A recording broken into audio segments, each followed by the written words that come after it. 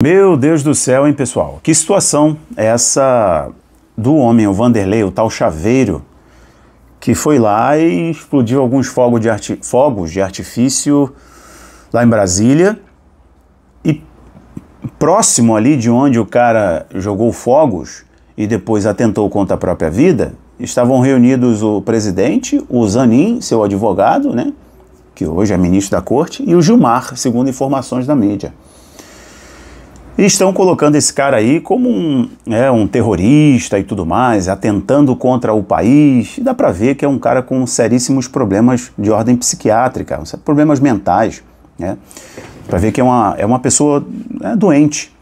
Ele agiu sozinho, não, é uma pessoa que aparentemente não tinha muitos problemas financeiros, mas problemas pessoais. A sua última declaração na Receita, na Justiça Eleitoral lá em 2020, quando ele foi candidato, o Vanderlei, o cara tinha moto, 2 carros, um prédio de 2 andares. Então, será qual o grande problema financeiro desse cara? É óbvio, vão fazer uma varredura da vida dele.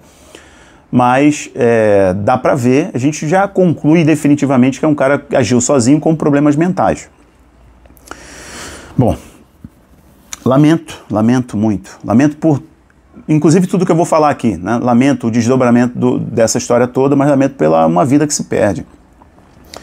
E talvez, não sei se ele buscava um efeito de fato, né, algo efetivo, de positivo para o país, que poderia resultar, não consigo imaginar que surgiria algo positivo, uma violência do que ele estava imaginando. Então, o cara estava confabulando algo na cabeça, o Brasil será abalado, esses comunas de Iêmen vão repensar tudo, os dias estão contados, cuidado ao abrir a gaveta e tudo mais, muito fantasioso, hollywoodiano, viu? Muito filme, isso sim, do que ação efetiva, resultado efetivo de uma atitude dessa. E o cara foi lá e deitou sobre uma mochila, então dá pra ver que é uma pessoa com paranoia e etc. Mas fato é que é um cara que foi candidato pelo PL, né, atual partido do Bolsonaro, e complica ainda mais a situação da anistia dos presos políticos. Então vamos lá. O que está acontecendo? Esse cara, na noite de ontem, o Vanderlei, que é o chaveiro, que já foi candidato a vereador, né, em 2020, se não falha a minha memória, até onde eu li aqui, ele achava que iria abalar as estruturas de todo esse consórcio do país. Ele confabulou, dá pra ver a crise, né, desse cara, e, bom, um maluco, que ele iria abalar a estrutura do país. Então o cara pegou, sabe o 12 por 1, lá no jogo do Mengão, ou do Fogão, ou do Palmeiras, vai do Corinthians, tu pega o 12 por 1.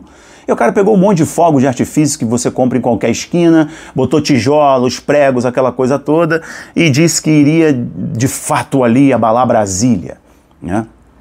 E o cara chamou a atenção de alguns seguranças dos prédios, né, de Brasília, e o próprio policial civil que estava ali presente, fazendo a guarda, não, o segurança que relatou à Polícia Civil disse que ele falou, olha, não se aproxime, jogou alguns fogos, né, que estão dizendo aí que uma super bomba atômica que destruiria o prédio dos Togados e tudo mais. Na verdade, o cara jogou uma camisa na estátua, jogou alguns fogos de artifício, depois atentou contra a própria vida.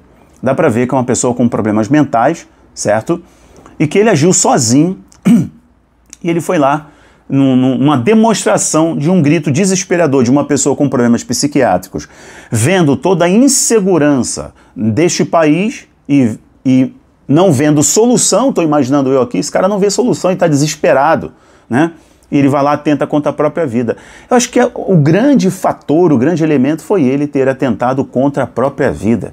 Porque nenhum efeito mais resultará disso, a não ser ele perder a própria vida e sustentar a narrativa de 2 coisas aqui. Primeiro, o controle das redes sociais. Ah, mas isso vem como um filé mignon, aquele mesmo, sabe, suculento, um filé mignon suculento para os ministros, para o legado do governo Nine. O governo Nine busca deixar 2 legados do Foro de São Paulo.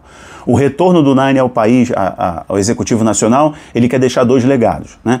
Acho que o legado primaz é destruir a economia do país e todas as conquistas liberais do governo Bolsonaro.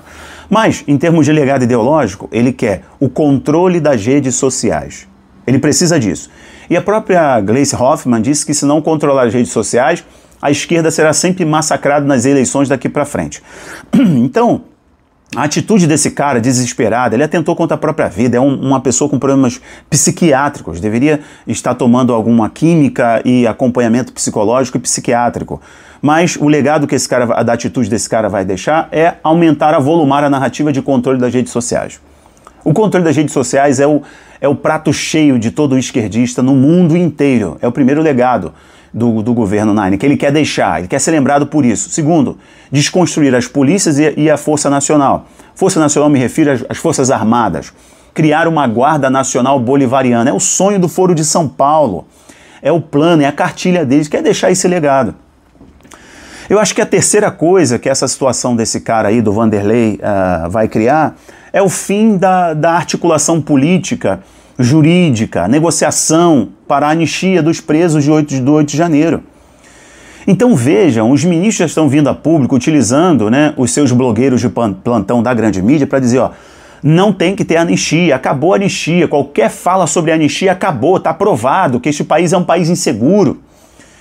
Gente, olha, eu não quero aqui, em hipótese alguma, justificar a violência, não vão me ver fazendo isso, mas esperem porque tá vindo chumbo grosso. E esse chumbo grosso é internacional. Lembrem-se que o cara que trabalhou na campanha do Donald Trump é o cara do Getter. Lembra que o cara ficou detido aqui no aeroporto do Brasil por ordem de algum ministro, né? Utilizando a Polícia Federal, sem nenhuma justificativa.